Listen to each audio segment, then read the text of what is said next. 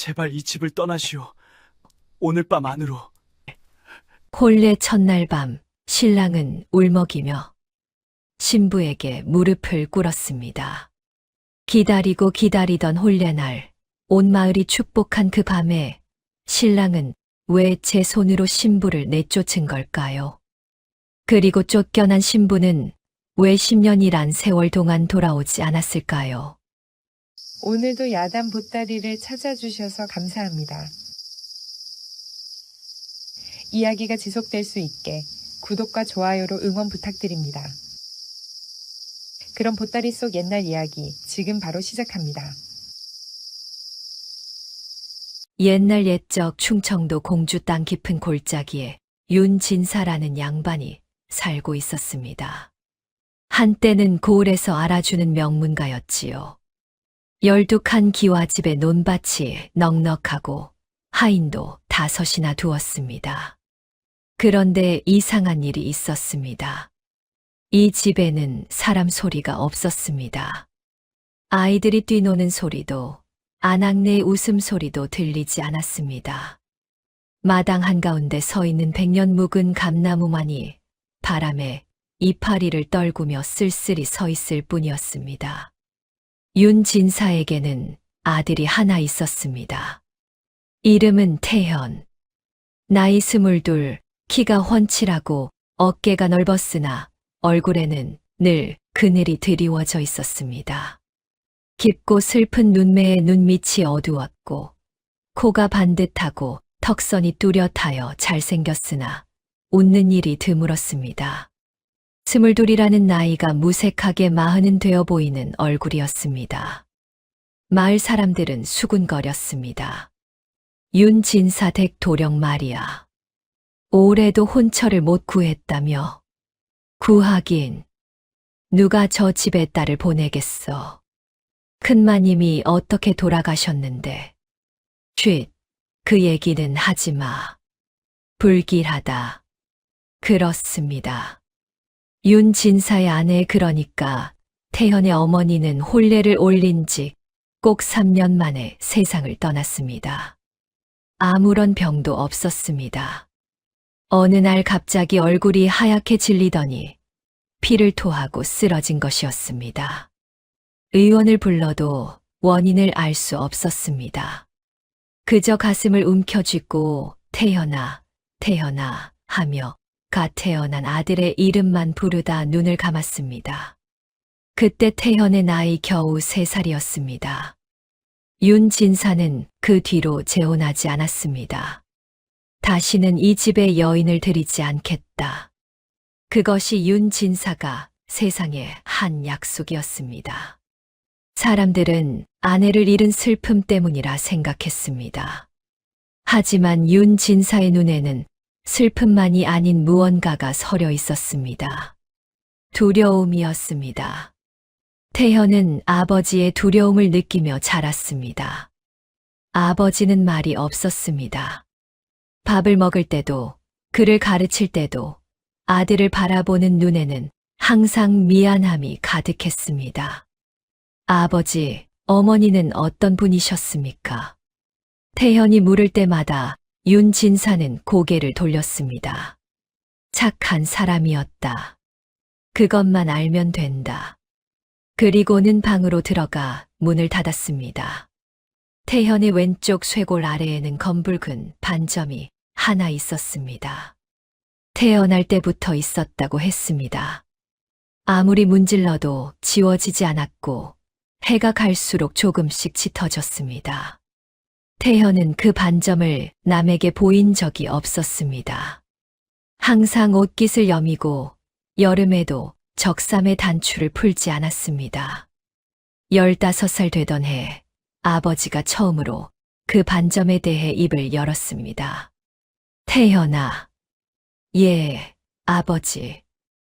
내 어미가 돌아가신 것은 병이 아니었다. 네. 이 집에는 저주가 있다. 내 쇄골의 그 반점이 그 증거이니라. 그날 밤 태현은 잠을 이루지 못했습니다. 아버지는 더 이상 말해주지 않았습니다. 다만 때가 되면 알게 될 것이다 라는 말만 남겼습니다. 태현은 그때부터 웃지 않았습니다. 마을 아이들과 어울리지 않았고 서당에서도 혼자 구석에 앉아 책만 읽었습니다. 20살이 넘도록 혼처 이야기를 꺼내지 않았습니다. 그런 태연을 보며 마을 사람들은 고개를 저었습니다. 저러다 저 집대가 끊기겠구먼. 한편 같은 고을 저작거리에 장 약사라는 사람이 살고 있었습니다. 둥글둥글한 체구에 인자한 인상, 눈이 작아 웃으면 실눈이 되는 사람이었습니다. 코가 널쩍하고 볼이 불그스름했으며 양손에서는 늘 약초 냄새가 배어 있었습니다. 갈색 무명 두루마기에 허리에 양낭을 차고 머리에 정자관을 쓴 모습이 참으로 다정다감해 보였습니다. 장 약사는 이 고을에서 약방을 운영하고 있었는데 실력이 좋아 먼 데서도 찾아올 정도였습니다. 이 장 약사에게는 외동딸이 하나 있었습니다. 이름은 옥년, 나이 17. 동그란 얼굴에 보조개가 깊었고 눈이 초승달처럼 휘어지며 웃는 모습이 해바라기 같았습니다. 검고 윤기 나는 긴 머리카락에 손이 작고 고왔습니다. 볼이 통통하고 생기가 넘쳐 옥년이 지나가면 저작거리가 환해진다는 말이 있을 정도였습니다. 연분홍 비단 저고리에 옥색 치마를 입고 약방을 돕는 모습은 마을의 명물이었습니다. 아버지, 이 약초는 열을 내리는 데 쓰는 거지요? 허허, 우리 옥년이가 이제 약재를 다 외우는구나. 그럼요. 저도 아버지처럼 사람 살리는 약쟁이가 될 거예요. 옥년은 밝고 명랑했습니다. 하지만 한 번 마음먹으면 꺾이지 않는 강단도 있었습니다. 비 오는 날 길에 쓰러진 노인을 업고 약방까지 뛰어온 적도 있었고, 약값을 못 내는 가난한 이에게 몰래 약을 싸주다 아버지에게 혼난 적도 있었습니다.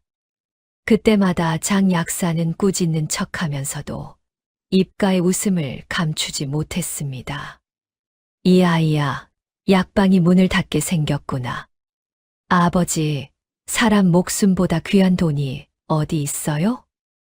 허허, 이것 봐라. 말대꾸까지. 장 약사와 윤진사는 어릴 적부터 알고 지낸 것이었습니다. 같은 서당에서 글을 배웠고 서로의 집을 제 집처럼 드나들던 사이였습니다. 장 약사는 윤진사의 아내가 세상을 떠난 후 홀로 아이를 키우는 친구가 늘 걱정이었습니다. 진사형, 태현이가 올해로 22이요. 혼사를 알아봐야 하지 않겠소. 형이 말이 없으니 내가 답답하오. 약사, 고맙지만 우리 집은 안 되네. 안 되다니. 그게 무슨 말이오? 부탁이네. 더 묻지 말아주게. 장 약사는 고개를 갸웃했습니다. 친구의 눈에 서린 두려움을 읽었지만 그 이유까지는 알 수 없었습니다. 그런데 운명이란 것은 참으로 알 수 없는 것이었습니다. 어느 봄날이었습니다. 옥년이 뒷산에 약초를 캐러 갔다가 길을 잃었습니다. 숲이 깊어 해가 기울기 시작하자 앞이 보이지 않았습니다. 그때 나무 아래에 한 청년이 앉아 있었습니다. 빛바랜 흰색 무명 도포에 삼배갓을 쓴 청년. 슬픈 눈매의 그 사람이 바로 윤태현이었습니다. 저기, 혹시 마을로 내려가는 길을 아시오? 태현이 고개를 들었습니다. 눈앞에 서 있는 처녀의 얼굴에 석양빛이 내려앉아 있었습니다. 보조개가 깊은 동그란 얼굴, 초승달 같은 눈. 태현은 순간 말을 잃었습니다. 왜 그리 보시오? 내 얼굴에 뭐가 묻었소? 옥년이 볼을 만지작거렸습니다. 아, 아니요. 이쪽으로 오시오. 길을 안내하겠소. 태현이 앞장서서 걸었습니다. 옥년이 뒤를 따르며 연신 말을 걸었습니다. 이 산에 자주 오시오? 가끔. 혼자. 심심하지 않소. 익숙하오. 옥년은 고개를 갸웃했습니다. 이 청년은 참으로 말이 없었습니다. 그런데 이상하게도 불편하지 않았습니다. 오히려 그 침묵이 깊은 우물처럼 느껴졌습니다. 마을 어귀에 다다르자 태연이 걸음을 멈췄습니다. 여기서부터는 길이 보일 것이오. 고맙소. 이름이 무엇이오? 윤태현이요. 나는 장옥년이요. 장 약사의 딸이요. 태현의 눈이 흔들렸습니다. 장 약사. 아버지의 오랜 벗. 그 사람의 딸이었습니다. 다음에 또 만나면 인사하겠소. 옥년이 환하게 웃으며 돌아섰습니다. 태현은 그 뒷모습을 한참이나 바라보았습니다. 가슴이 따뜻해지는 것을 느꼈습니다. 동시에 쇄골 아래 반점이 욱신거렸습니다. 태현은 이를 악물었습니다. 안 된다. 나는 안 된다. 그날 밤 태현은 아버지를 찾아갔습니다. 아버지, 무슨 일이냐? 저주에 대해 말씀해 주십시오. 이제 알아야 할 때가 된 것 같습니다. 윤진사는 아들의 눈을 오래 들여다보았습니다. 그 눈에 무언가가 달라져 있었습니다. 두려움만이 아닌 간절함이 서려 있었습니다.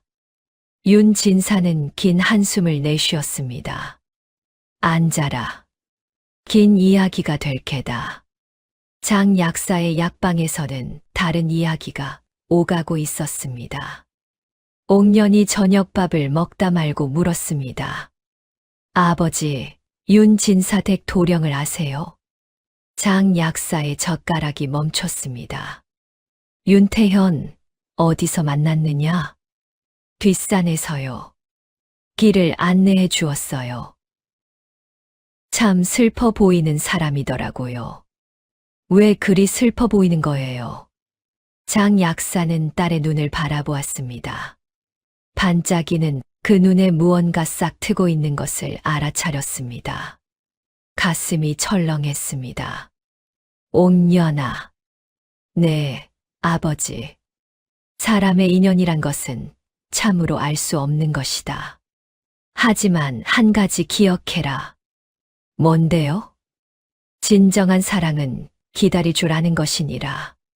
아무리 힘들고 아무리 오래 걸려도 기다릴 줄 아는 마음. 그것이 사랑이다. 옥년은 고개를 갸웃했습니다. 뜬금없는 아버지의 말이 무슨 뜻인지 알 수 없었습니다. 아버지도 참. 갑자기 왜 그런 말씀을 하세요? 허허, 그냥 하는 소리다. 밥이나 먹어라. 장 약사는 웃었지만 눈가가 붉어졌습니다. 문득 돌아가신 옥년의 어머니가 떠올랐기 때문이었습니다. 옥년의 어머니도 옥년을 낳고 얼마 지나지 않아 병으로 세상을 떠났습니다. 장 약사는 혼자 딸을 키우며 약방을 지켰습니다. 그래서 윤진사의 마음을 누구보다 잘 알았습니다. 홀로 아이를 키우는 아비의 마음을. 그 무렵 고을 서쪽 끝에 있는 큰 기와집에서 한 여인이 차를 마시고 있었습니다. 갈씨 부인이었습니다.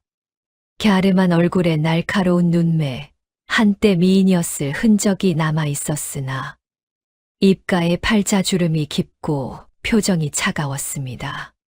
귀에는 금귀걸이를 달고 손톱을 봉숭아물로 곱게 물들인 채 짙은 자주색.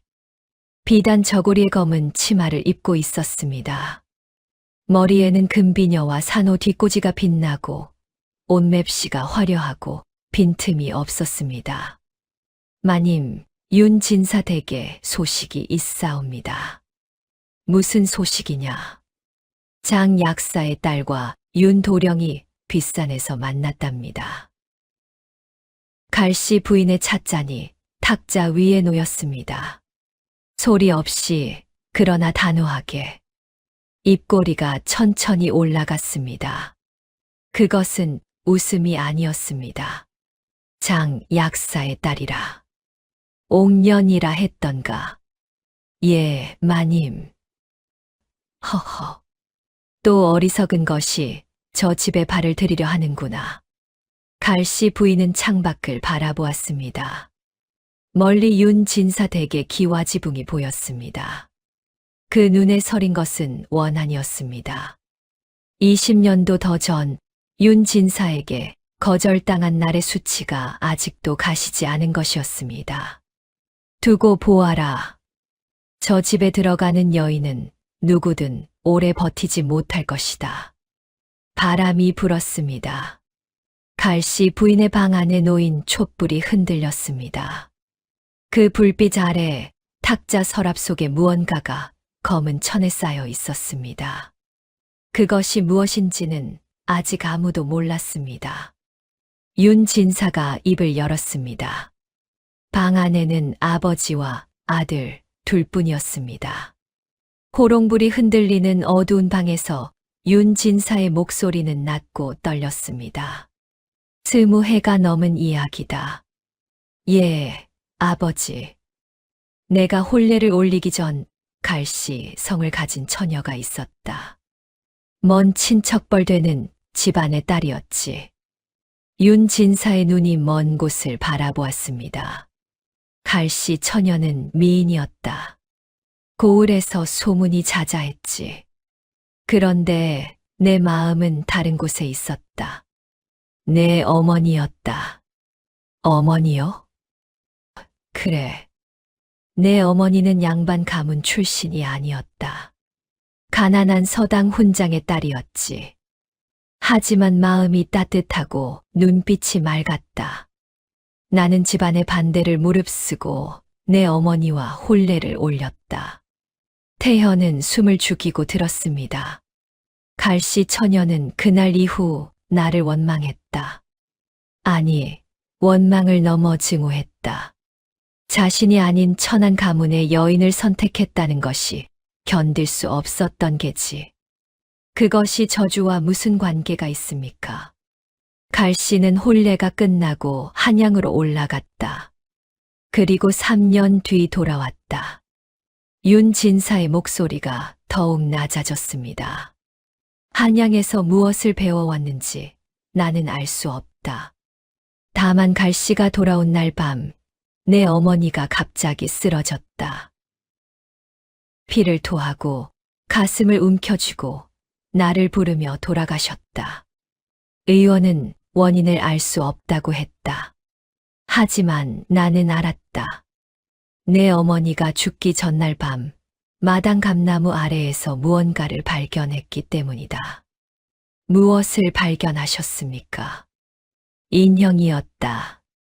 지프로 엮은 인형. 그 인형의 가슴에 검은 바늘이 꽂혀 있었고 인형의 왼쪽 가슴에는 내 어머니의 이름이 적혀 있었다.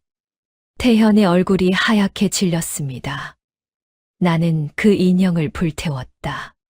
하지만 이미 늦었다. 내 어머니는 돌아가셨고 이상한 일은 거기서 끝나지 않았다. 더 있다는 말씀이십니까? 내가 태어난 지 사흘 만에 쇄골 아래에 검붉은 반점이 나타났다. 의원도 무당도 절의 스님도 그것이 무엇인지 알지 못했다. 다만 한 사람, 지리산에서 내려온 현덕이라는 도사만이 말했다. 뭐라 하셨습니까? 이것은 원사입니다. 원한을 품은 자가 심은 저주이옵니다. 이 반점이 가슴까지 번지면 이 아이는 물론 이 아이와 인연을 맺는 여인도 3년을 넘기지 못할 것이옵니다. 방 안에 침묵이 내려앉았습니다. 호롱불이 한 번 크게 흔들렸습니다. 그래서 아버지는 재혼하지 않으신 것이옵니까? 그렇다. 나는 더 이상 이 집에 여인을 들여 화를 당하게 할 수 없었다. 그리고 저도 장가를 들 수 없는 것이옵니까? 윤진사는 대답하지 못했습니다. 눈시울이 붉어졌습니다. 한참을 말없이 앉아 있다가 겨우 입을 열었습니다. 현덕 도사가 한 가지를 더 말했다. 저주를 풀 수 있는 방법이 있다고. 무엇이옵니까? 백초근이라는 약초를 찾아야 한다. 100가지 풀의 뿌리가 얽혀 하나가 된 것으로 10년에 한 번 지리산 깊은 곳에서 피어나는 것이야 했다. 그것으로 달인 약을 마시면 저주가 풀린다고 했다. 그러면 지금 당장이라도 찾으러 가겠습니다.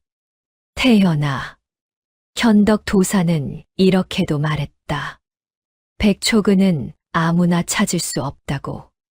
저주받은 자의 배필이 목숨을 걸고 찾아야만 효험이 있다고.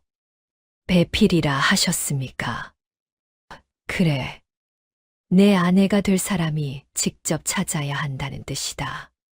그런데 내가 혼례를 올리면 아내가 3년을 넘기지 못하는데 어찌 아내더러 10년을 기다려 약초를 찾으라 할 수 있겠느냐. 태현은 고개를 떨구었습니다. 주먹을 꽉 쥐었습니다. 손톱이 살 속으로 파고들었지만 아프지 않았습니다. 가슴이 더 아팠습니다. 혼례를 올리면 아내가 죽고 혼례를 올리지 않으면 저주를 풀 수 없다. 그것이 이 저주의 잔인함이니라. 태현은 그날 밤뜰에 나와 감나무 아래에 오래 앉아 있었습니다. 하늘에는 반달이 걸려 있었습니다. 문득 낮에 만난 처녀의 얼굴이 떠올랐습니다. 보조개가 깊은 동그란 얼굴, 초승달 같은 눈, 장옥년이요. 장 약사의 딸이요. 그 목소리가 귓가에 맴돌았습니다. 태현은 눈을 감았습니다. 잊어야 한다. 반드시 잊어야 한다. 하지만 운명은 잊는 것을 허락하지 않았습니다. 다음 날도 그 다음 날도 옥년은 약초를 캐러 산에 올라왔습니다. 그리고 매번 같은 나무 아래에서 태연을 만났습니다. 또 혼자 앉아 있소. 심심하지도 않소. 혼자가 편하오. 거짓말. 혼자가 편한 사람은 그렇게 슬픈 눈을 하지 않소. 태현은 아무 말도 하지 못했습니다. 이 처녀는 어찌 이리도 마음을 꿰뚫는 말을 하는 것인지. 내가 약초 캐는 것 좀 도와주시오. 저 높은 데 것은 내 키로 닿질 않소. 태현은 자기도 모르게 일어나 약초를 따주었습니다. 옥년이 환하게 웃었습니다. 고맙소. 내일도 올 거요? 모르겠소. 나는 올 거요. 옥년은 뒤돌아 산을 내려갔습니다. 태현은 또 그 뒷모습을 바라보았습니다. 쇄골의 반점이 욱신거렸습니다.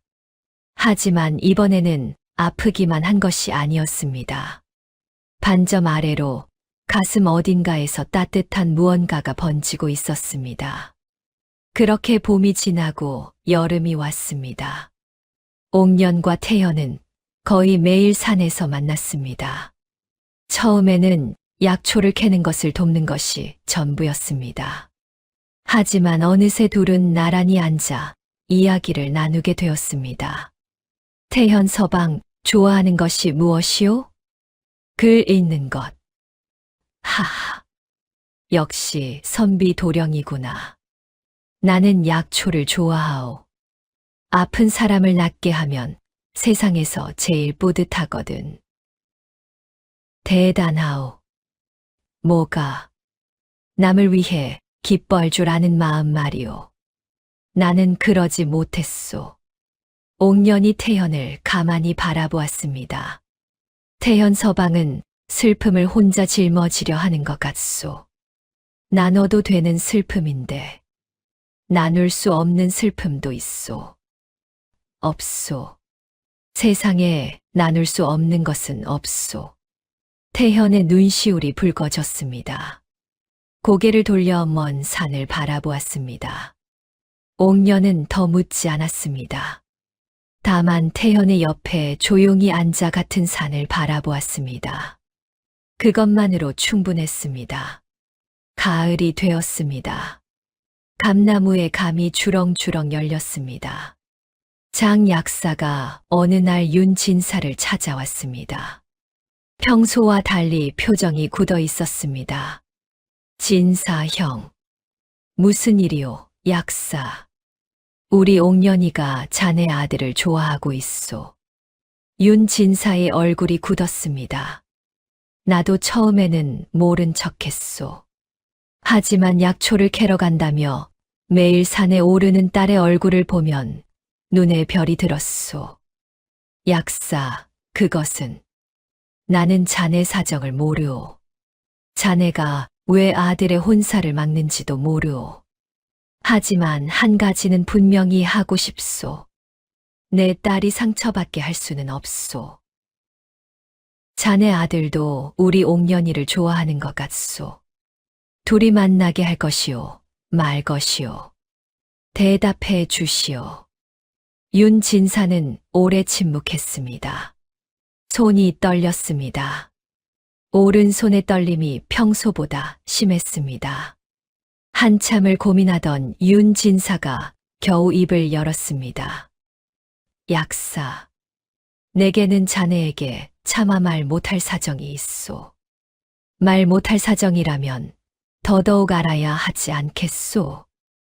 우리 집에는 저주가 있소. 장 약사의 눈이 커졌습니다. 저주라니, 무슨 헛소리요. 헛소리가 아니요. 태현이 어미가 돌아가신 것도 그 저주 때문이요. 태현이가 혼례를 올리면 아내가 3년을 넘기지 못하오. 장 약사는 한동안 아무 말도 하지 못했습니다.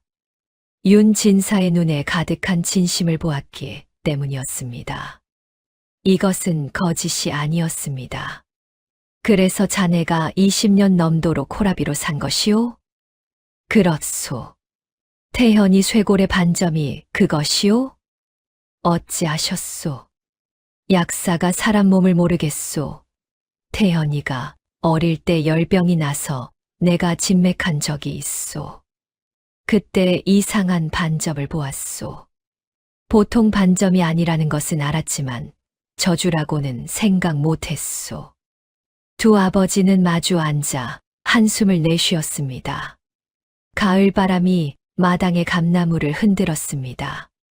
감 하나가 뚝 떨어져 땅 위에 굴렀습니다. 저주를 풀 방법은 없소. 있소. 하지만 잔인하오. 말해 보시오. 윤진사가 현덕 도사에게 들은 이야기를 모두 전했습니다. 백촉은 이야기, 배필이 직접 찾아야 한다는 이야기, 10년이라는 세월. 장 약사는 모든 것을 듣고 나서 한참을 생각했습니다. 그리고 천천히 고개를 들었습니다. 진사 형, 이 결정은 우리가 할 것이 아니오. 무슨 뜻이오? 아이들에게 맡겨야 하오. 옥년이에게 모든 것을 말하고 옥년이가 스스로 결정하게 해야 하오. 자네 딸이 위험에 빠질 수도 있소. 나는 내 딸을 믿소. 그 아이는 약한 아이가 아니오. 윤진사는 벗의 얼굴을 바라보았습니다. 딸을 믿는다는 그 한마디에 눈물이 핑 돌았습니다. 자신은 20년간 아들에게조차 진실을 제대로 말하지 못했는데 며칠 뒤 옥녀는 모든 것을 알게 되었습니다. 아버지가 조심스럽게 전해준 이야기를 옥녀는 눈 하나 깜빡이지 않고 끝까지 들었습니다. 듣고 나서 옥년이 한 첫마디는 이것이었습니다. 아버지, 저 태현 서방과 혼례를 올리겠습니다. 옥년아, 내가 무슨 말을 하는지 알고 있느냐? 3년을 넘기지 못한다 했다. 알고 있습니다. 그런데도 아버지가 말씀하셨잖아요. 진정한 사랑은 기다릴 줄 아는 것이라고. 저는 기다릴 수 있습니다. 백초근이든 뭐든 찾아내겠습니다. 장 약사의 눈에서 눈물이 흘렀습니다. 딸의 눈빛은 단호했습니다. 이 아이는 한 번 마음먹으면 꺾이지 않는다는 것을 누구보다 잘 알고 있었습니다. 내 어미도 그랬다. 한 번 마음먹으면 돌처럼 단단했지. 내가 꼭 내 어미를 닮았구나. 어머니도 이렇게 하셨을 거예요. 그랬을 게다. 장 약사는 딸의 손을 꼭 잡았습니다. 옥년의 손은 작고 따뜻했습니다. 이 작은 손이 10년의 세월을 견딜 수 있을까? 아비의 마음은 찢어지는 듯 했습니다. 태현에게도 소식이 전해졌습니다. 옥년이 모든 것을 알고도 혼례를 원한다는 것. 태현은 믿을 수가 없었습니다. 옥년을 찾아갔습니다. 왜 그런 결정을 하셨소?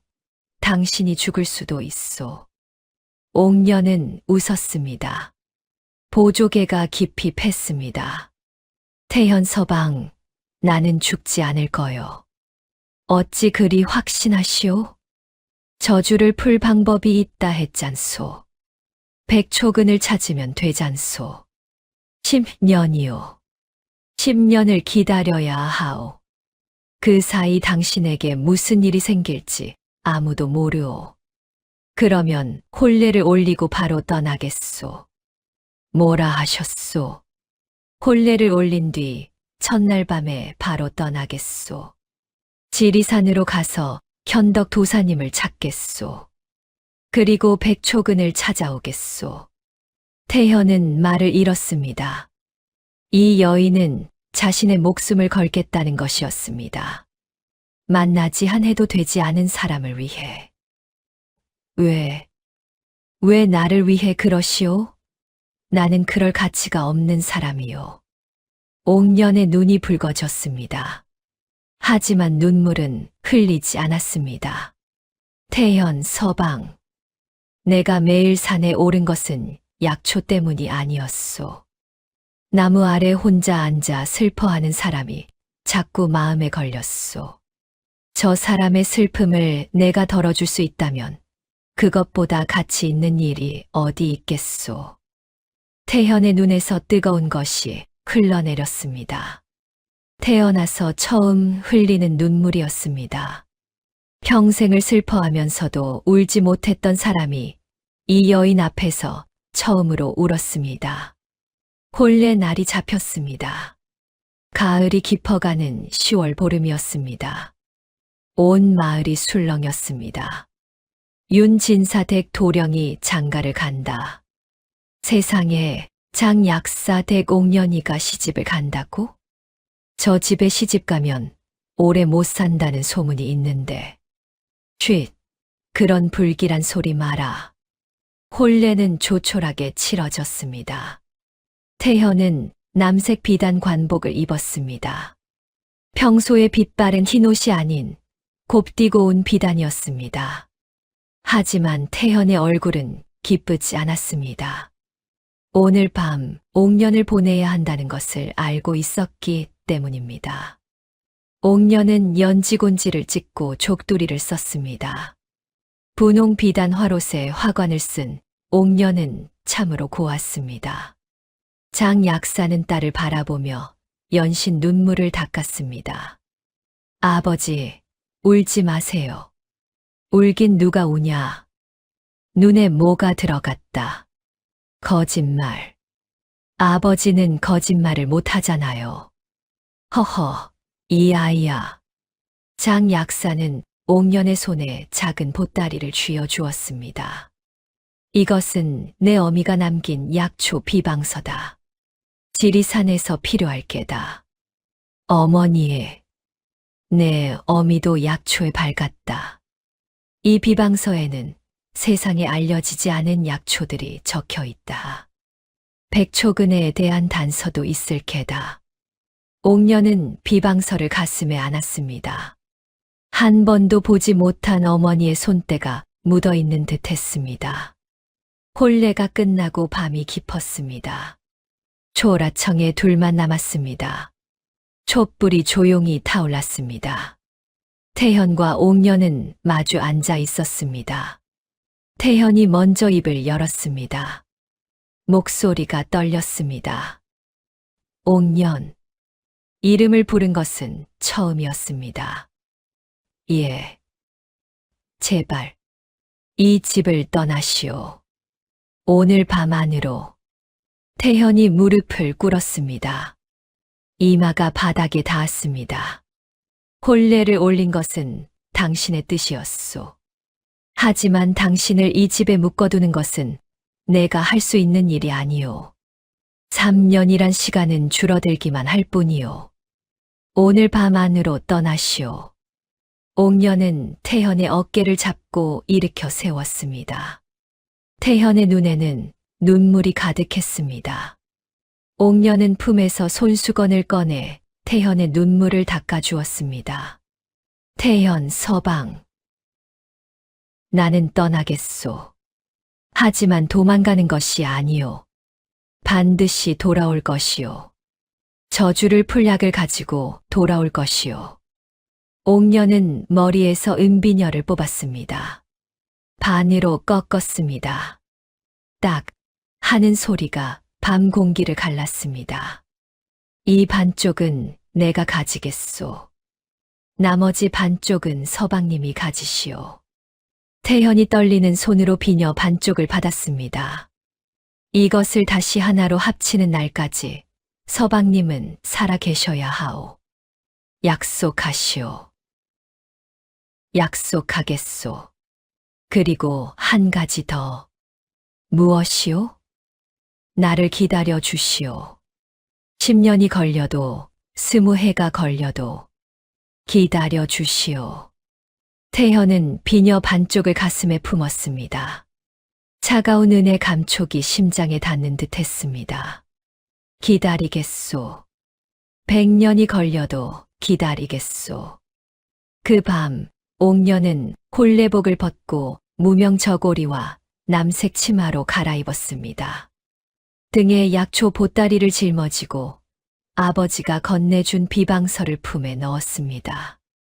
달빛 아래 뒷문을 열고 나서는 옥년의 어깨가 한 번 떨렸습니다.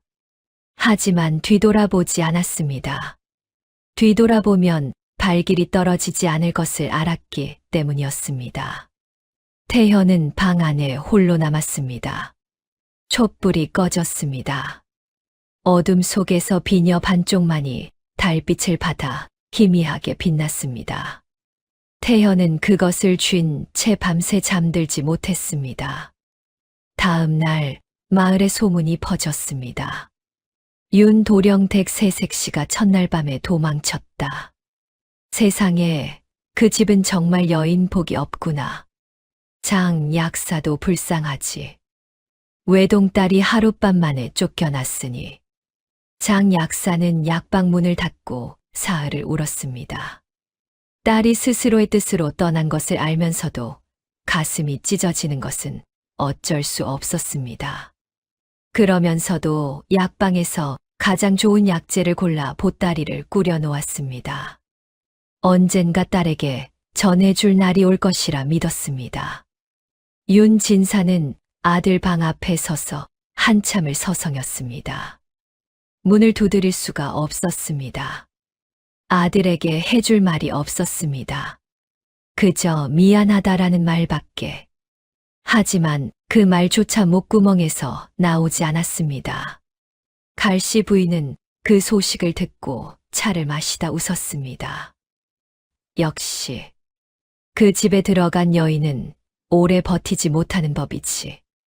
하녀가 조심스럽게 물었습니다. 마님, 그 처녀가 도망간 것이 아니라 스스로 떠났다는 말이 있사옵니다. 스스로 무슨 소리냐. 지리산으로 갔다는 소문이 옵니다. 갈씨 부인의 얼굴에서 웃음이 사라졌습니다. 눈빛이 날카로워졌습니다. 지리산이라고? 갈씨 부인은 서랍을 열었습니다. 검은 천에 쌓인 것을 꺼냈습니다. 그 안에는 낡은 부적 한 장과 작은 목각 인형이 들어 있었습니다. 인형의 가슴에는 20년 전에 찔렀던 바늘, 자국이 선명했습니다. 지리산에 갔다면 현덕 그 늙은이를 찾으러 간 것이겠지. 설마 백초근을 찾겠다는 것은 아니겠지. 갈씨 부인은 이를 악물었습니다. 20년 전 한양의 어느 음침한 골목에서 배운 술법. 윤 진사에게 거절당한 그날의 수치와 분노를 담아 만든 저주. 그것이 무너질 수는 없었습니다. 만보가. 예, 마님. 사람을 보내라. 지리산 쪽에 눈과 귀를 깔아놓아라. 장 약사의 딸이 무엇을 하는지 낱낱이 보고하게 하여라. 알겠사옵니다. 갈씨 부인은 창밖을 바라보았습니다. 달이 구름에 가려지고 있었습니다. 어둠이 내려앉았습니다. 옥녀는 그 길로 지리산을 향했습니다. 보름을 걸었습니다. 한양 가는 길도 아닌 첩첩산 중 지리산. 인적 드문 산길을 혼자 걷는 17 소녀의 발걸음은 두려움으로 떨렸지만 멈추지 않았습니다. 가을산은 울긋불긋 물들어 아름다웠지만 밤이 되면 짐승 울음소리에 잠을 이루지 못했습니다. 나뭇가지를 모아 불을 피우고 등에 진 약초 보따리에서 냄새가 나면 산짐승이 다가오지 못한다는 것을 약방에서 배운 지식으로 알고 있었습니다. 그래서 불 옆에 약초를 태우며 밤을 새웠습니다. 15째 되는 날, 옥녀는 지리산 깊은 골짜기에 있는 작은 암자를 발견했습니다. 이끼 낀 돌담에 둘러싸인 초가집. 그 앞에 한 노인이 앉아 있었습니다. 키가 크고 마른 체구, 흰 눈썹이 길게 늘어지고 턱수염이 가슴까지 내려온 노인이었습니다. 눈이 반쯤 감겨 졸고 있는 듯 했습니다. 회백색 장삼의 지프로 엮은 삿갓을 옆에 놓고 대나무 지팡이를 짚고 있었습니다. 저 혹시 현덕 도사님이십니까? 노인이 눈을 떴습니다. 매서운 광채가 번쩍였습니다. 옥녀는 순간 숨이 막혔습니다. 누구냐? 장옥년이라 합니다. 충청도 공주에서 왔습니다. 공주라. 윤 진사의 며느리인가? 어찌 아셨습니까? 현덕 도사는 입꼬리를 올렸습니다. 20년 전에 내가 예언했으니까. 언젠가 그 집의 저주를 풀기 위해 누군가가 찾아올 것이라고. 그러면 저주를 풀 수 있는 방법을 아시는 것입니까? 안다. 가르쳐 주십시오. 가르쳐 줄 수는 있다. 하지만 쉽지 않을 것이다. 각오하고 왔습니다. 현덕 도사가 옥년을 위아래로 훑어보았습니다. 먼 길을 걸어 지치고 여윈 모습. 하지만 눈빛은 살아있었습니다. 단단했습니다. 각오만으로는 부족하다. 그러면 무엇이 더 필요합니까? 시간이다. 백초근은 10년에 한 번 피어나는 약초다. 지금 피어난 것은 올해 봄에 이미 시들었다. 다음에 피어나는 것은 10년 뒤다. 10년이라. 옥년의 얼굴이 굳어졌습니다. 하지만 금세 다시 단단해졌습니다. 기다리겠습니다. 10년을 기다리겠다고? 예. 그 사이에 약초를 캐고 양귀를 배우고 산속에서 홀로 살아야 한다. 17 소녀가 감당할 수 있겠느냐? 감당하겠습니다. 현덕 도사는 한참을 옥년의 눈을 들여다보았습니다. 그리고 천천히 고개를 끄덕였습니다. 좋다. 하지만 한 가지 조건이 있다. 무엇이든 하겠습니다. 10년간 산을 내려가서는 안 된다. 남편에게 소식을 전해서도 안 된다. 백초근은 순수한 마음으로만 찾을 수 있다. 세속의 인연의 마음이 흔들리면 약초가 너를 피할 것이다. 10년간 한 번도요? 한 번도. 옥년의 눈에 눈물이 고였습니다. 하지만 흘러내리기 전에 소매로 닦았습니다. 알겠습니다. 그날부터 옥년의 지리산 수행이 시작되었습니다. 세월이 흘렀습니다. 2년이 지났습니다. 옥년은 현덕 도사에게서 약초학을 배웠습니다. 지리산의 수백 가지 풀과 나무의 이름을 외웠습니다. 독초와 약초를 구분하는 법, 뿌리와 잎의 약성을 가려내는 법, 다리고 말리고 빻는 법. 아버지가 건네준 어머니의 비방서는 밤마다 품에 안고 읽었습니다.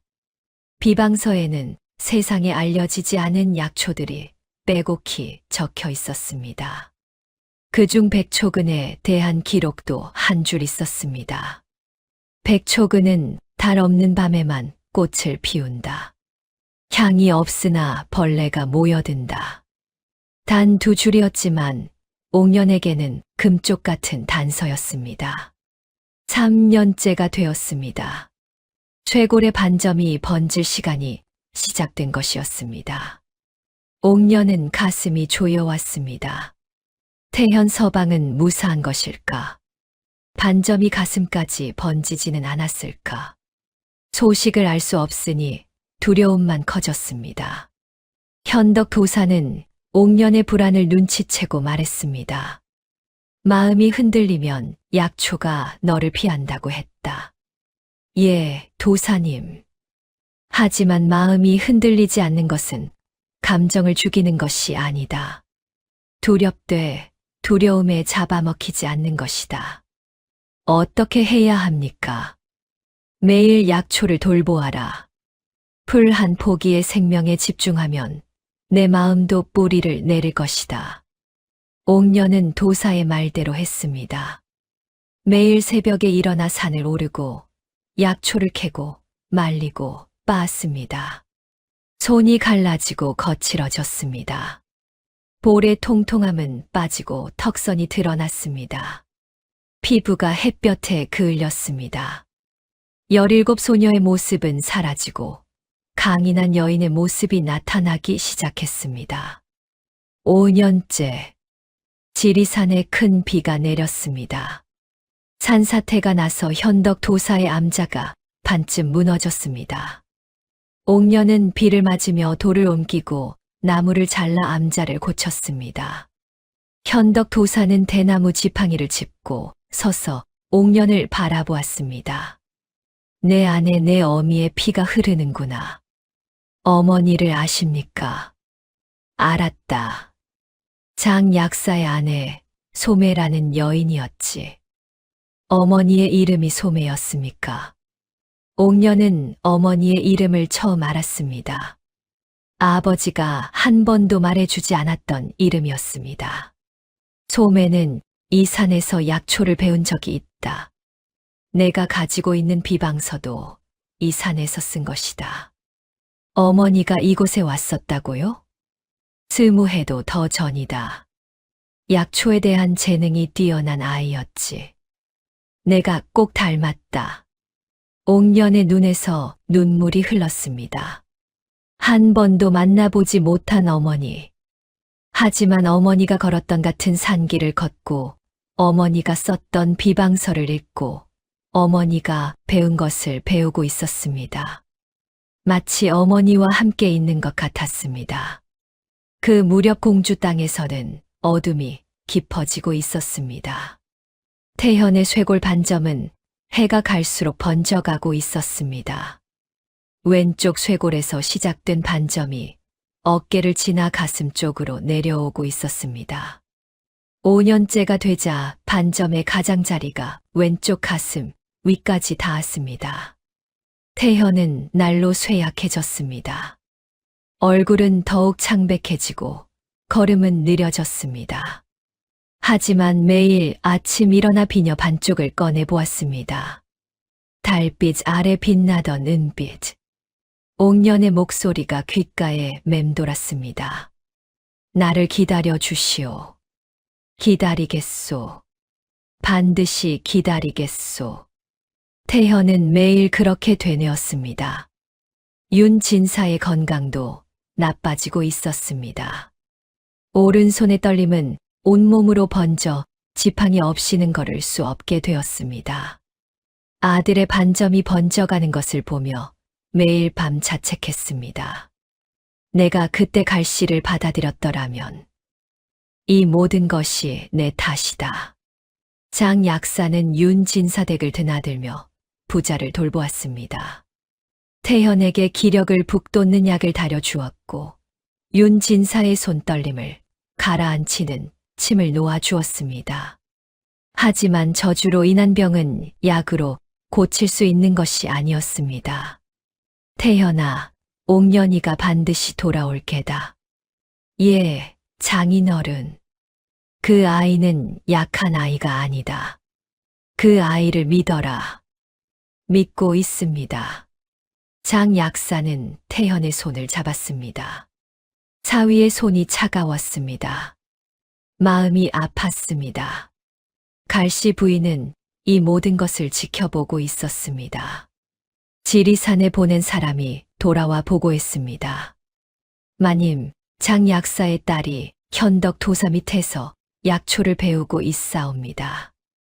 벌써 5년째이옵니다. 5년이나 버텼단 말이냐? 예, 마님. 보통 여자가 아닌 듯하옵니다. 갈씨 부인의 눈이 가늘어졌습니다. 보통 여자가 아니라 그 어미도 그랬지. 소매라는 여자, 미천한 집안 출신 주제의 윤진사의 마음을 사로잡았지. 갈씨 부인은 서랍에서 낡은 부적을 꺼냈습니다. 부적의 글자가 희미해지고 있었습니다. 20년 전 한양에서 배운 술법. 그 술법을 가르쳐 준 무녀가 경고했던 말이 떠올랐습니다. 이 저주는 원한으로 유지되는 것이옵니다. 원한이 사라지면 저주도 풀리고 순수한 마음이 저주보다 강하면 저주가 깨지옵니다. 순수한 마음이라. 갈씨 부인은 코웃음을 쳤습니다. 그런 것이 세상에 어디 있단 말이냐. 하지만 불안했습니다. 5년을 산속에서 버틴 여자. 혹시 정말 백초근을 찾아내기라도 하면. 만보가. 예, 마님. 이제 그만 지켜보기만 해서는 안 되겠다. 직접 움직여야겠다. 무슨 뜻이십니까? 지리산으로 사람을 보내라. 백초근이 피어나기 전에 그 여자를 산에서 쫓아내야 한다. 어떻게요? 방법은 내가 알려주마. 갈씨 부인의 눈이 촛불 아래서 번들거렸습니다. 7년째가 되었습니다. 옥년은 지리산의 거의 모든 약초를 꿰고 있었습니다. 현덕 도사도 감탄할 정도였습니다. 내 실력이면 어느 약방을 차려도 손색이 없겠구나. 저는 약방을 차릴 생각이 없습니다. 백초근만 찾으면 됩니다. 3년 남았다. 서두르지 마라. 예, 도사님. 그런데 이상한 일이 벌어지기 시작했습니다. 어느 날 밤, 옥년이 약초를 말리던 건조대가 불에 탔습니다. 다행히 빨리 발견해 큰 피해는 없었지만 불이 저절로 날 리가 없었습니다. 며칠 뒤에는 옥년이 채집해둔 약초 보따리가 사라졌습니다. 한 달치 약초가 통째로 없어진 것이었습니다. 도사님, 누군가 일부러 이러는 것 같습니다. 현덕 도사는 눈을 감고 생각에 잠겼습니다. 갈씨가 움직이기 시작했구나. 갈씨라면 저주를 건 그 사람 말입니까? 그렇다. 내가 여기서 버티고 있다는 것을 알게 된 모양이다. 옥년의 눈이 단단해졌습니다. 어떻게 해야 합니까? 조심해야 한다. 갈씨는 교활한 여인이다. 직접 나서지 않고 다른 사람을 부려 일을 꾸밀 것이다. 그 말이 맞았습니다. 8년째의 접어들자 방해는 더욱 심해졌습니다. 산속에 정체불명의 사내들이 나타났습니다. 사냥꾼을 가장한 자들이 옥년이 기르는 약초밭을 짓밟았습니다. 현덕 도사의 암자 근처의 독을 풀어 약수가 오염되기도 했습니다. 옥년은 포기하지 않았습니다. 밟힌 약초밭을 다시 일구고 더 깊은 산속에서 새 약수를 찾아냈습니다. 방해가 올 때마다 더 단단해졌습니다. 손은 더 거칠어졌고 어깨는 더 넓어졌습니다. 머리에 은빛실이 서너올 섞이기 시작했습니다. 17 소녀는 25 여인이 되어 있었습니다. 9년째 겨울 가장 큰 시련이 찾아왔습니다. 한밤중에 암자의 불이 났습니다. 이번에는 건조대가 아니라 암자 자체에 불이 붙은 것이었습니다. 옥년은 불길 속에서 현덕 도사를 끌어냈습니다. 도사는 연기를 마셔 의식이 흐려져 있었습니다. 도사님, 도사님. 괜찮다. 괜찮다. 하지만 괜찮지 않았습니다. 현덕 도사는 그날 이후 기침이 멈추지 않았습니다. 나이가 나이인 만큼 회복이 더뎠습니다. 옥년은 도사를 간호하며 암자를 다시 지었습니다. 혼자서 나무를 베고 돌을 나르고 지붕을 얹었습니다. 손에 피가 났지만 멈추지 않았습니다. 현덕 도사가 누운 채로 말했습니다. 옥년아. 예, 도사님. 포기해도 된다. 무슨 말씀이십니까? 내가 이미 충분히 했다. 7년을 넘게 버텼다. 이 정도면 누가 뭐라 하겠느냐. 산을 내려가거라. 옥년은 한참을 말이 없었습니다. 그리고 천천히 고개를 저었습니다. 도사님, 저는 포기할 수 없습니다. 왜? 태현 서방이 저를 기다리고 있기 때문입니다. 옥년은 품에서 비녀 반쪽을 꺼냈습니다. 9년간 한시도 놓지 않았던 비녀. 은빛이 발의 빛을 잃어가고 있었지만 옥년에게는 그 무엇보다 빛나는 것이었습니다. 이것을 다시 하나로 합치겠다고 약속했습니다. 약속을 지키지 못하면 저는 저를 용서할 수 없습니다. 현덕 도사의 눈에 눈물이 맺혔습니다. 오래 살았지만 이런 사람은 처음이었습니다. 알겠다. 그렇다면 한 가지를 더 알려주마. 무엇이옵니까? 백초근이 피어나는 장소다. 내가 이것을 마지막까지 알려주지 않은 것은 내 마음이 진짜인지 확인하기 위해서였다. 옥년이 눈을 크게 떴습니다. 지리산 천왕봉 동쪽 달빛이 닿지 않는 골짜기가 있다.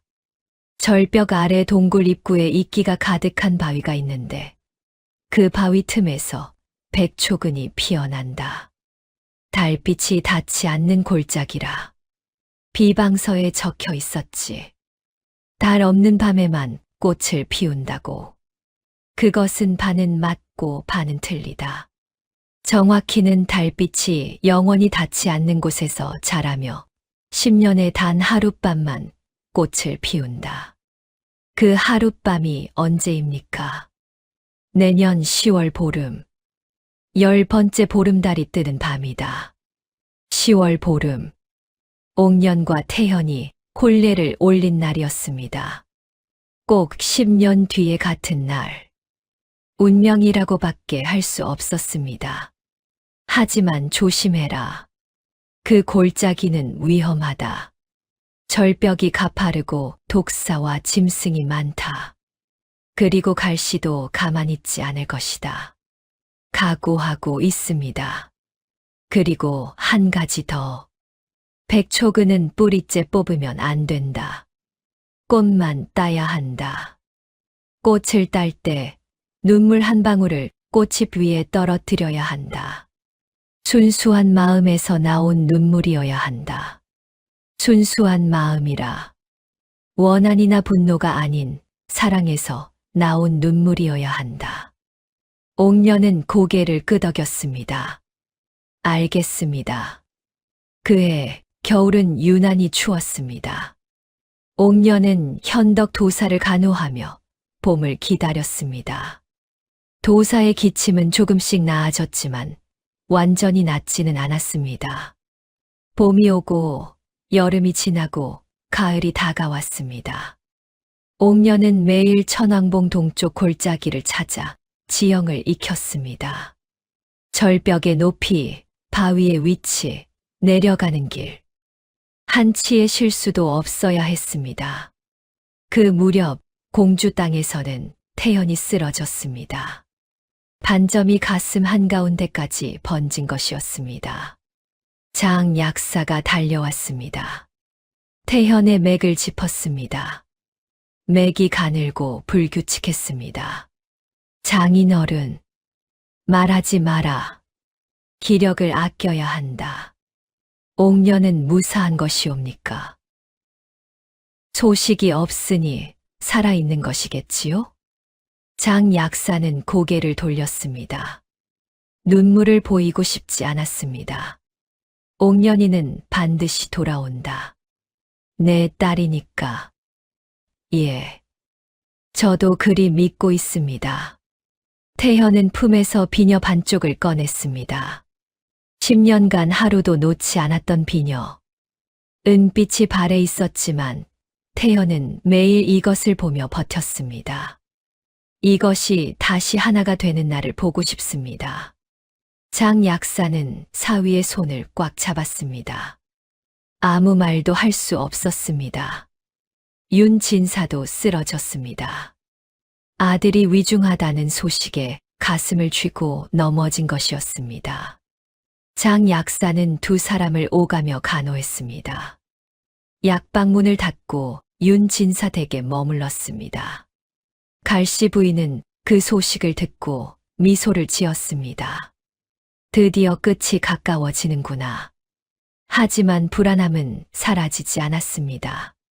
지리산의 옥년이 여전히 살아있다는 보고를 받았기 때문이었습니다. 10월 보름 전에 끝장을 내야 한다. 갈씨 부인은 마지막 술을 놓기로 했습니다. 10월이 왔습니다. 보름달이 가까워지고 있었습니다. 옥녀는 만반의 준비를 마쳤습니다. 밧줄을 꼬고 횃불을 만들고 약초 주머니를 채웠습니다. 현덕 도사가 옥년을 불렀습니다. 옥년아. 예, 도사님. 한 가지 더 말해야 할 것이 있다. 현덕 도사의 표정이 심각했습니다. 갈씨의 저주는 단순한 술법이 아니다. 원사라는 것은 원한을 품은 자의 생명력을 깎아 만든 것이다. 갈씨의 생명력을요? 그렇다. 저주를 유지하기 위해 갈씨 자신의 수명도 깎이고 있다. 저주가 풀리면 갈씨에게도 갑자기 깎인 수명이 되돌아올 것이다. 하지만 저주가 완성되면, 그러니까 태현이가 죽으면 갈씨도 오래 살지 못한다. 그러면 갈씨도 자기 목숨을 걸고 이 저주를 유지하고 있는 것입니까? 그렇다. 원한이란 그런 것이다.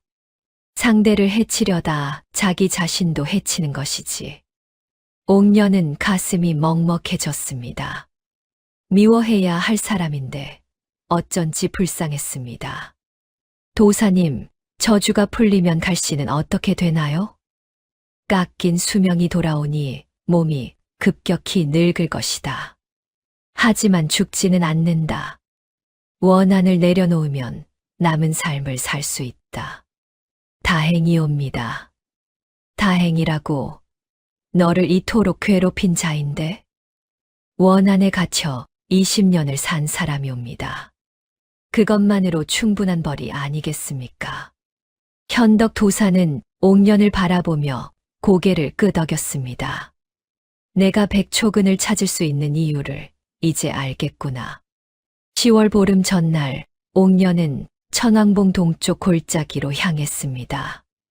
가을산은 붉고 노랗게 물들어 있었습니다. 하지만 골짜기로 내려갈수록 빛이 사라졌습니다. 절벽 아래는 한낮에도 어두웠습니다. 밧줄을 절벽 위 소나무에 묶고 내려가기 시작했습니다. 절벽은 가팔랐습니다. 발밑에서 돌이 와르르 무너져 내렸습니다. 손이 미끄러져 밧줄을 놓칠 뻔했습니다. 옥년은 이를 악물고 내려갔습니다. 절벽 중간쯤에서 독사가 바위 틈에서 머리를 내밀었습니다. 옥년은 약초 주머니에서 뱀이 싫어하는 약초를 꺼내 뿌렸습니다. 뱀이 물러났습니다.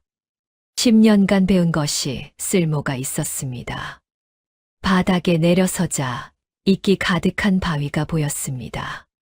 현덕 도사가 말한 바로 그 바위였습니다. 아직 꽃은 피어 있지 않았습니다. 내일 밤이었습니다. 옥년은 바위 옆에 앉아 밤을 새우기로 했습니다. 횃불을 피우고 몸을 웅크렸습니다.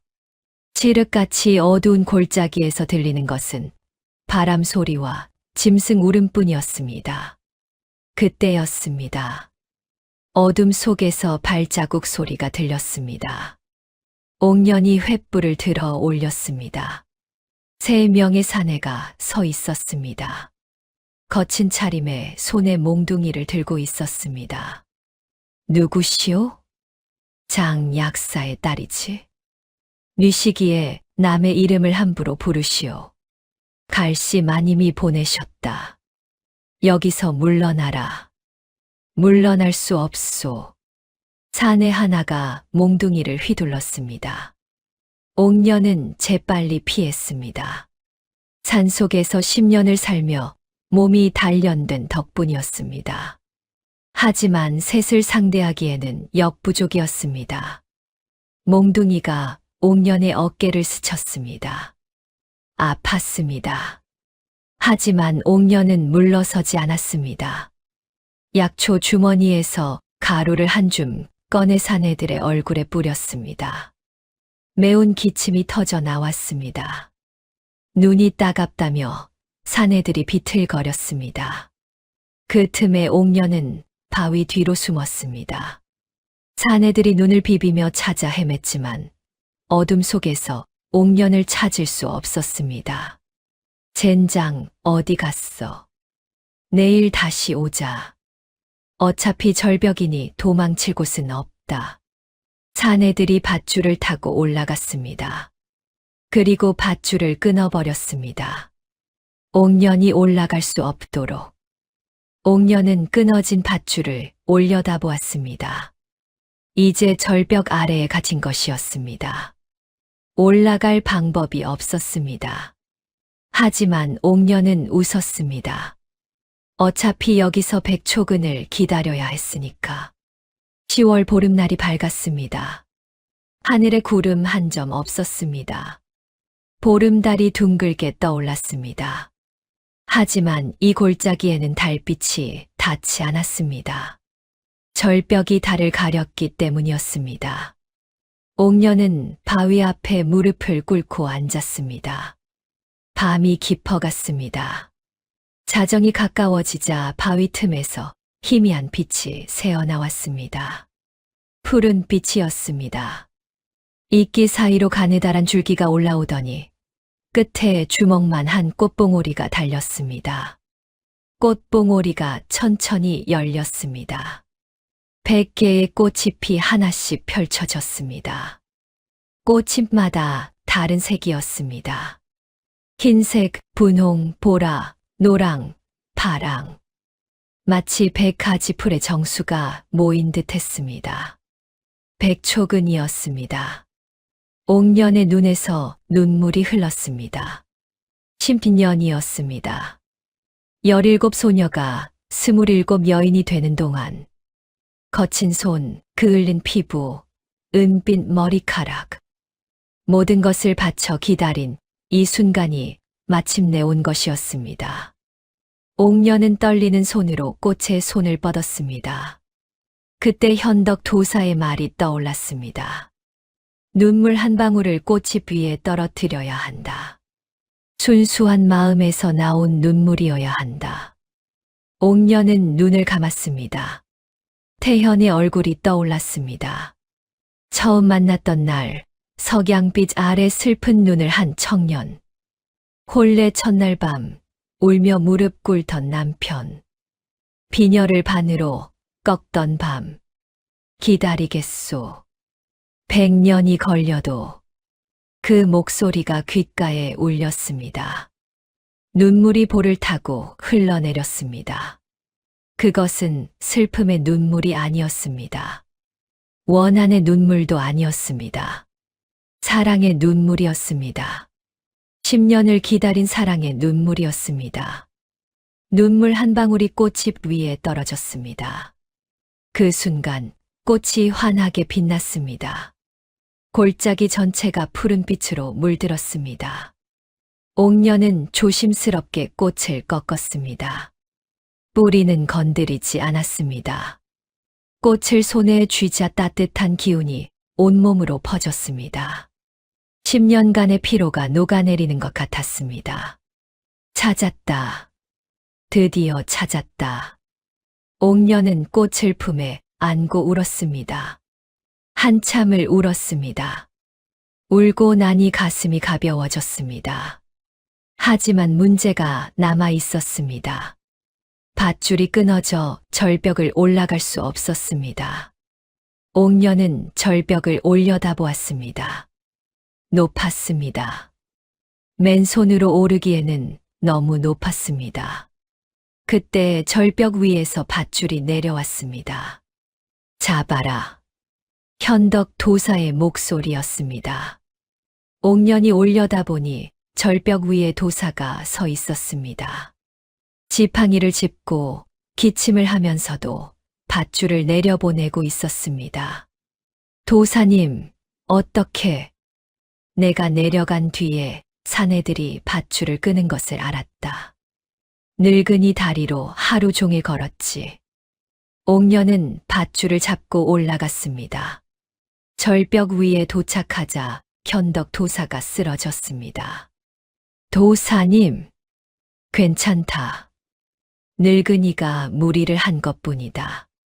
내가 꽃을 찾은 것이냐? 예. 찾았습니다. 잘했다. 어서 가거라. 공주까지 보름길이다.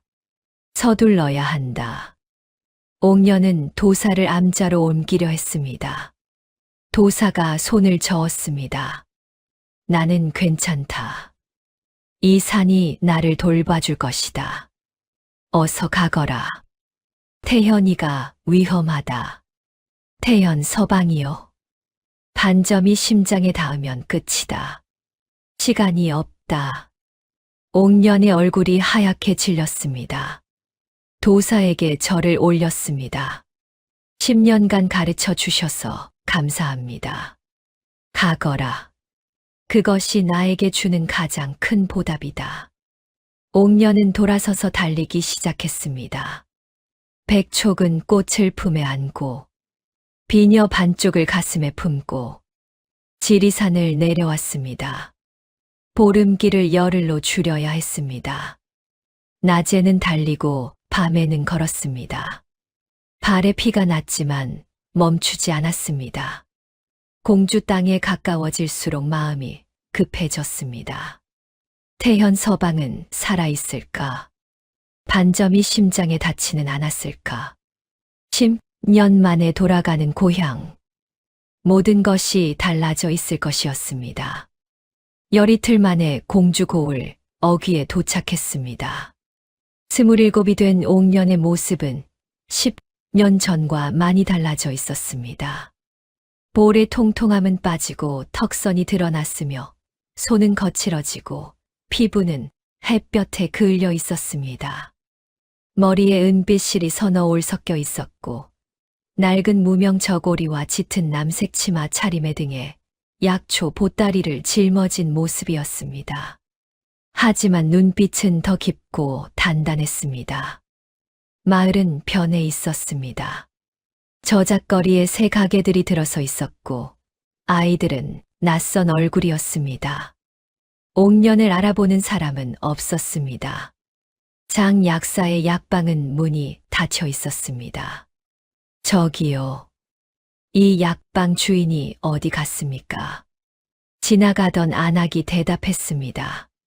장 약사, 윤 진사 댁에 가 있을 거요. 윤 도령이 위중하다 하던데. 옥년의 가슴이 쿵 내려앉았습니다. 윤 진사 댁을 향해 뛰었습니다. 윤 진사 댁은 10년 전과 많이 달라져 있었습니다. 12칸 기와집에 기와장이 몇 장 빠져 있었고 담장에 이끼가 끼어 있었습니다. 하인은 한 명도 보이지 않았습니다. 마당 한가운데에 100년 묵은 감나무만이 옛 모습 그대로 서 있었습니다. 옥년이 대문을 열고 들어서자 마당에 있던 장 약사가 고개를 들었습니다. 장 약사도 많이 변해 있었습니다. 머리가 하얗게 새었고 등이 굽어 있었습니다. 하지만 널쩍한 코와 작은 눈은 변함이 없었습니다. 두 사람의 눈이 마주쳤습니다. 장 약사의 입이 벌어졌습니다. 젓가락이 바닥에 떨어졌습니다. 오, 연아? 아버지. 옥년이 달려가 아버지를 껴안았습니다. 장 약사가 딸의 등을 더듬었습니다. 딸의 어깨가 넓어져 있었습니다. 등에 근육이 잡혀 있었습니다. 17 소녀가 아니었습니다. 하지만 분명 자기 딸이었습니다. 아버지, 내가 돌아왔구나. 10년 만에. 장 약사가 울었습니다. 소리 내어 울었습니다. 오래 살면서 딸 앞에서 소리 내어 운 적은 처음이었습니다. 아버지, 태현 서방은요? 안채에 누워있다. 위중하다. 안내해 주세요. 옥년이 안채로 들어갔습니다. 방 안에 두 사람이 있었습니다. 윤 진사가 벽에 기대 앉아 있었고 태현이 이불 위에 누워 있었습니다. 태현의 얼굴은 하얗게 질려 있었습니다. 눈이 움푹 들어가고 광대뼈가 드러나 있었습니다. 숨소리가 가늘었습니다. 가슴에 저고리가 풀려 있었는데 쇄골에서 시작된 검붉은 반점이 가슴 한가운데를 지나 심장 바로 위까지 번져 있었습니다. 태현 서방. 옥년의 목소리에 태현의 눈꺼풀이 떨렸습니다. 천천히 눈이 열렸습니다.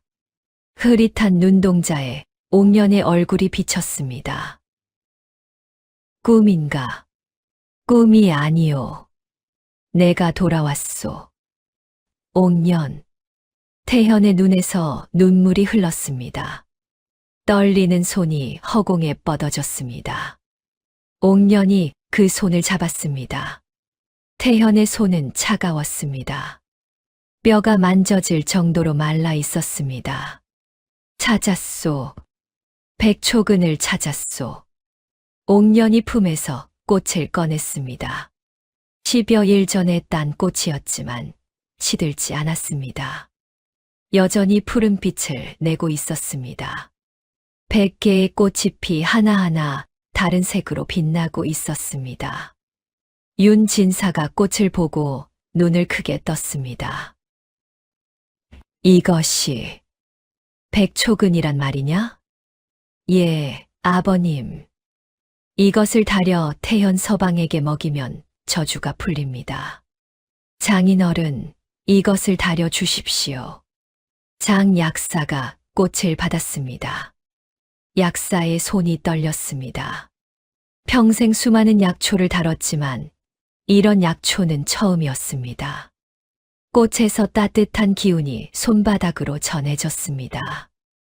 다리는데 한 시즌이면 된다. 기다려라. 장 약사가 부엌으로 간 사이 대문이 벌컥 열렸습니다. 갈씨 부인이 들어섰습니다. 짙은 자주색 비단 저고리에 검은 치마, 금비녀와 산호 뒷꽂이. 하지만 10년 전과 달리 얼굴에 주름이 깊어져 있었고 눈 밑에 그림자가 짙었습니다. 저주를 유지하느라 자신의 수명도 깎이고 있었던 것이었습니다. 뒤에는 사내 2명이 따르고 있었습니다. 감히, 갈씨 부인이 소리쳤습니다. 감히 내 저주를 풀겠다고? 옥년이 갈씨 부인 앞에 섰습니다. 갈씨 마님, 비켜라. 그 꽃을 내놓아라. 내놓을 수 없소. 내까지 것이. 갈씨 부인이 손을 들었습니다. 사내들이 앞으로 나서려 했습니다. 그때 윤 진사가 방에서 나왔습니다. 지팡이를 짚고 비틀거리면서도 갈씨 부인 앞에 섰습니다. 갈씨, 윤 진사. 두 사람의 눈이 마주쳤습니다. 20년 넘게 쌓인 원한과 회한이 그 눈빛 사이에서 부딪혔습니다. 이제 그만하시오. 그만하라고. 당신이 나에게 그 말을 할 자격이 있소? 없소. 나는 당신에게 못할 짓을 했소. 당신의 마음을 거절한 것은 내 잘못이 아니었소. 하지만 당신의 상처를 모른 척한 것은 내 잘못이오. 갈씨 부인의 눈이 흔들렸습니다. 20년 전 당신이 떠날 때 나는 당신의 눈에 서린 원한을 보았소. 하지만 모른 척했소. 그것이 내 죄요. 당신의 죄, 내 20년을 망친 것이 고작 모른 척이라는 죄. 그리고 당신도 20년을 망쳤소. 나를 저주하느라 당신 스스로의 삶을 태웠소. 당신 얼굴을 보시오. 50간 넘었을 뿐인데 일흔처럼 보이지 않소. 갈씨 부인의 입술이 떨렸습니다. 손이 떨렸습니다. 금비녀가 삐뚤어졌습니다. 옥년이 한 발짝 다가섰습니다. 갈씨 마님. 저주가 풀리면 마님의 깎인 수명도 돌아온다 했습니다. 내 수명이 어떻게 되든 내가 알 바 아니다. 마님도 살아야 합니다. 20년을 원한에 갇혀 사셨으니 이제는 놓아주셔도 되지 않겠습니까? 갈씨 부인이 옥년을 바라보았습니다. 산속에서 10년을 보내고 돌아온 여인. 거친 손, 그을린 피부, 은빛 머리카락. 그런데 눈빛은 따뜻했습니다. 미움이 없었습니다. 자신을 이토록 괴롭힌 사람인데 이 여인의 눈에는 미움이 없었습니다. 갈씨 부인의 눈에서 뜨거운 것이 흘러내렸습니다. 20년 만에 처음 흘리는 눈물이었습니다.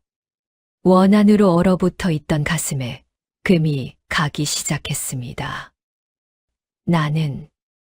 나는 단지 목소리가 갈라졌습니다. 사랑받고 싶었을 뿐이다. 그 한마디에 마당이 조용해졌습니다. 바람도 멈추었습니다. 감나무 이파리만이 한 입 떨어져 내려왔습니다. 사랑받지 못한 것이 너무 억울했다. 내가 무엇이 부족해서, 내가 무엇을 잘못해서 20년을 그 생각만 하며 살았다. 옥년이 갈씨 부인의 손을 잡았습니다. 차가운 손이었습니다. 뼈가 만져질 정도로 마른 손이었습니다.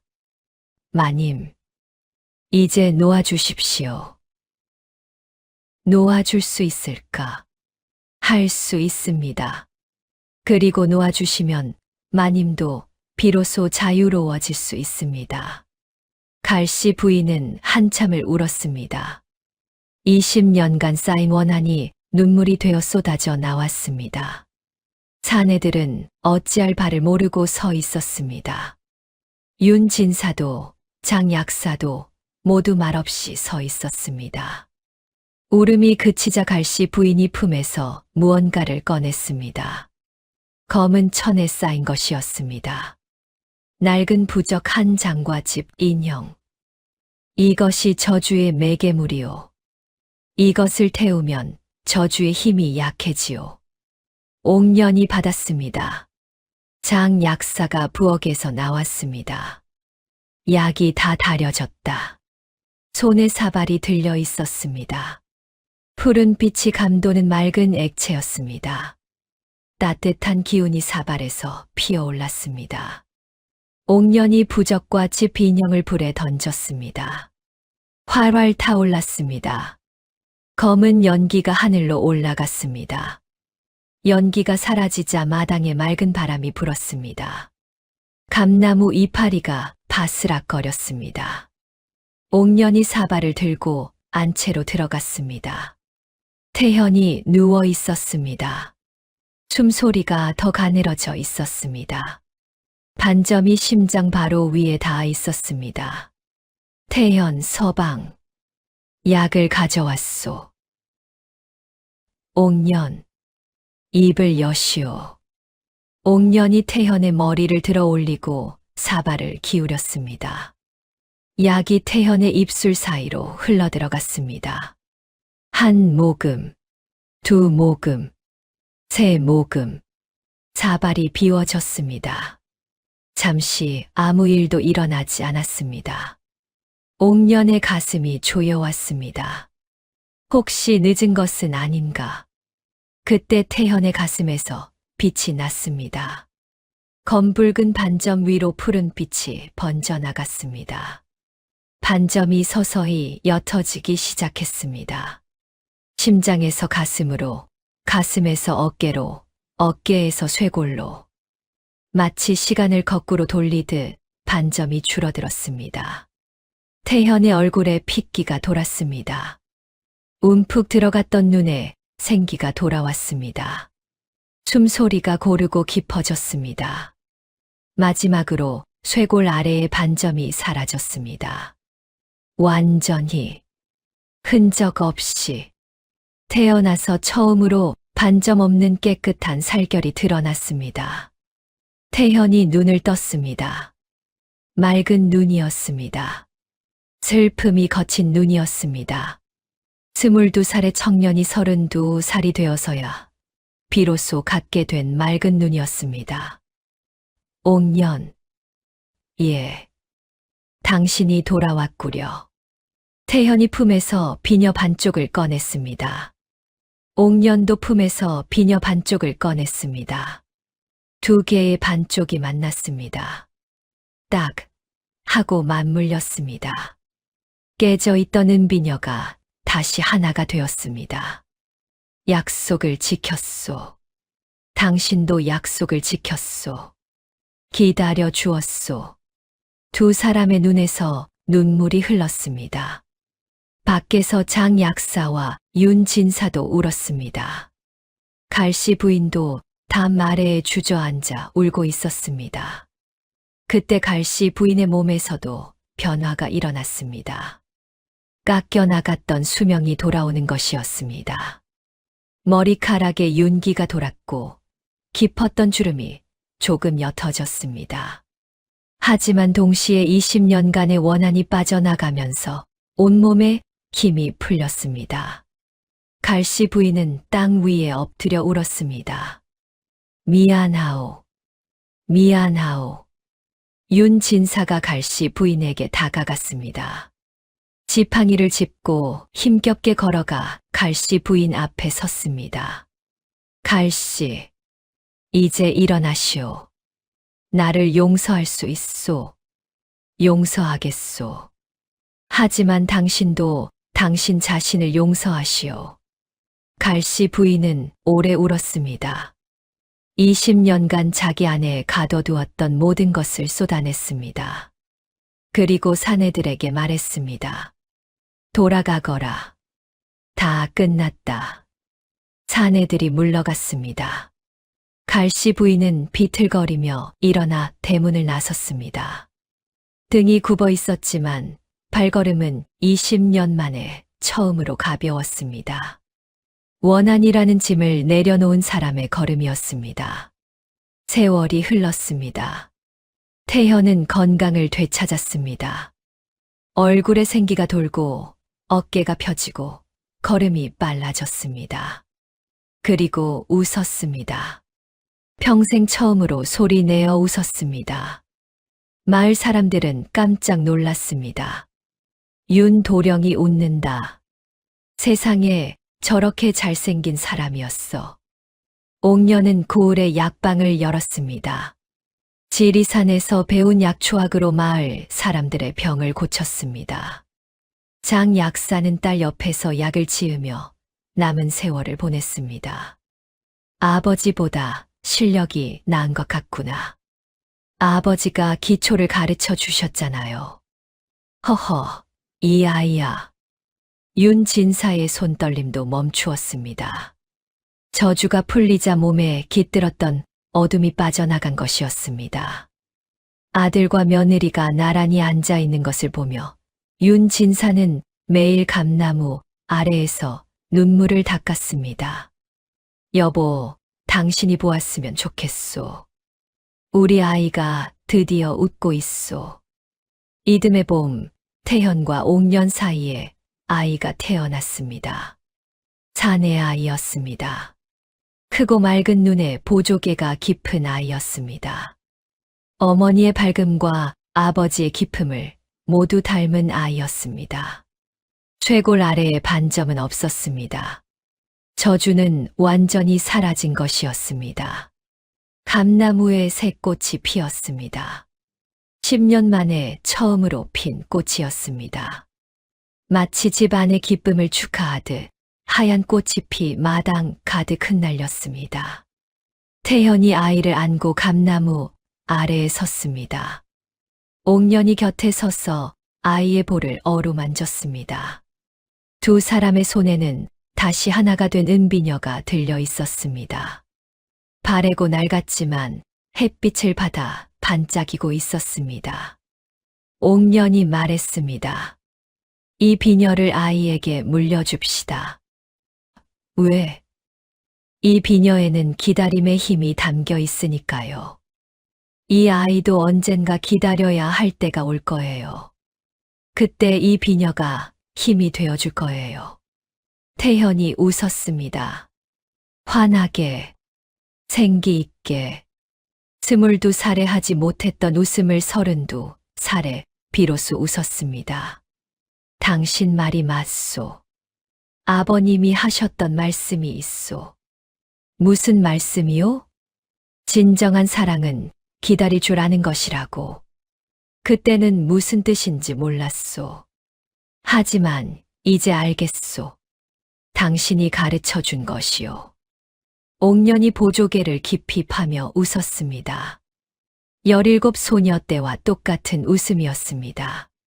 거친 손과 그을린 피부와 은빛 머리카락 사이에서 피어나는 그 웃음은 세상 무엇보다 아름다웠습니다. 감나무 이파리가 바람에 흩날렸습니다. 봄 햇살이 마당 가득 내리쬐었습니다. 10년의 어둠이 거치고 비로소 찾아온 봄이었습니다. 갈씨 부인은 그 뒤로 고을을 떠나 작은 마을에서 조용히 살았습니다. 화려한 비단옷을 벗고 무명옷을 입었습니다. 금비녀를 빼고 나무 비녀를 꽂았습니다. 마을 아이들에게 글을 가르치며 남은 삶을 보냈습니다.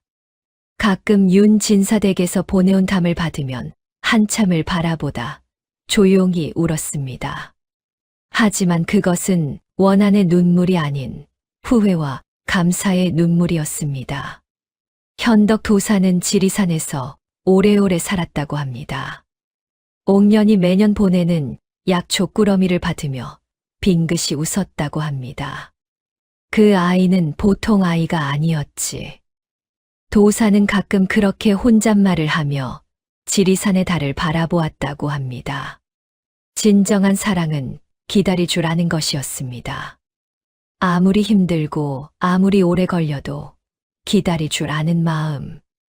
그것은 10년의 세월을 이기고 저주를 풀고 원한마저 녹여내는 힘이 있었습니다.